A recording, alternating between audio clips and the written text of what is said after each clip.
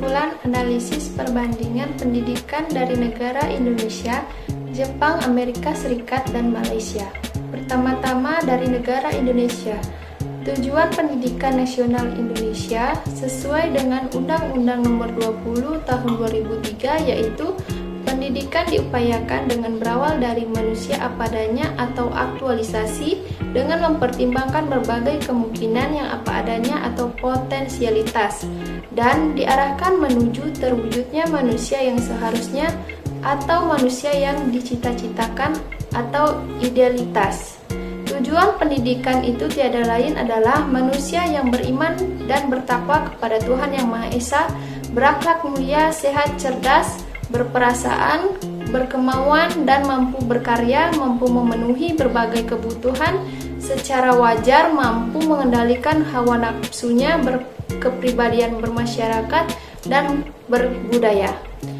Kedua, Jepang. Perkembangan pendidikan di Jepang secara tidak langsung dipengaruhi oleh perkembangan kebudayaan Jepang, tentang bagaimana masyarakat Jepang berhasil berkembang dari tradisional menjadi masyarakat industri modern. Hal tersebut terjadi karena masyarakat Jepang mampu untuk beradaptasi dan mempunyai kemampuan untuk bergerak terhadap perubahan zaman. Dalam perkembangannya, masyarakat Jepang melakukan reformasi dan mempersiapkan diri datangnya pengaruh kebudayaan lain. Masyarakat Jepang dikenal sebagai masyarakat yang berhasil berkembang dari tradisional menjadi masyarakat modern dengan caranya sendiri. Keberhasilan Jepang disebabkan keberhasilan adaptasi terhadap model-model pembaharuan yang berasal dari luar dan kondisi masyarakat Jepang yang berusia beribu tahun memiliki kekuatan-kekuatan yang memungkinkan untuk survival bahkan menjadi masyarakat modern berkategori kelas dunia. Yang ketiga, sistem pendidikan di Amerika mempunyai sifat yang khas yang berbeda dari sistem pendidikan di negara-negara lain.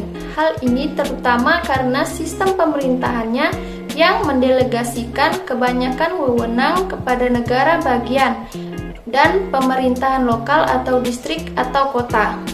Amerika tidak memiliki sistem pendidikan nasional, yang ada adalah sistem pendidikan dalam artian terbatas pada masing-masing negara bagian. Hal ini berdasarkan pada filosofi bahwa pemerintah atau federal pusat harus dibatasi perannya, terutama dalam pengendalian kebanyakan fungsi-fungsi publik seperti sekolah, pelayanan sosial, dan lain-lain.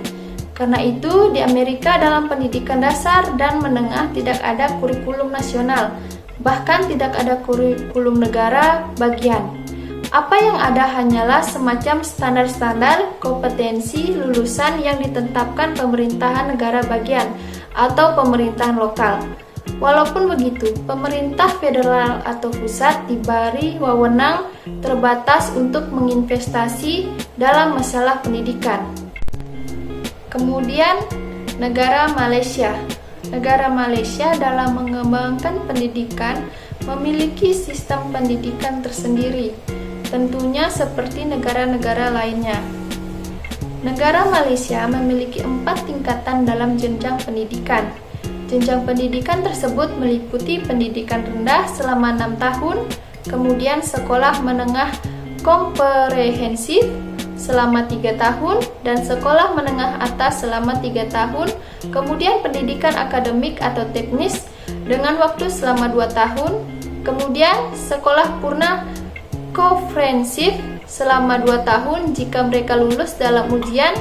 Jika mereka ingin melanjutkan pendidikannya, mereka harus menempuh pendidikan purna sekolah menengah selama 2 tahun.